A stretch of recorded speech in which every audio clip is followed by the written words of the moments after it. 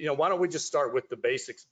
And Holly, tell us what benchmarking is and why it's important. And I'm assuming most everybody actually is familiar with what it is and why it's important, but maybe not to some degree. So let's give a stab at that one. Sure, thank you. So hello, everyone. Benchmarking in its simplest terms is the process of measuring and evaluating data against an alternative data set.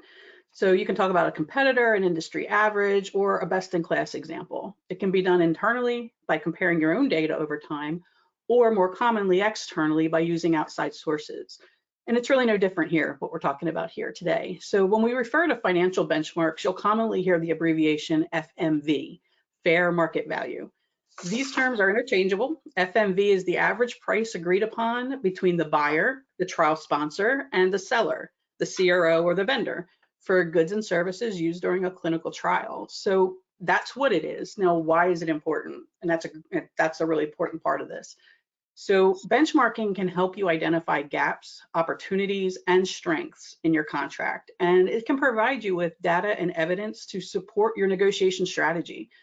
It enables predictability in the trial financial forecast. And in the US, it allows sponsors to avoid federal anti-kickback statutes. And of course, there's similar ethics legislation globally as well. And all of that is aimed at ensuring that there's no undue influence over outcomes and all parties are involved are compensated fairly. That's about how I'd sum it up.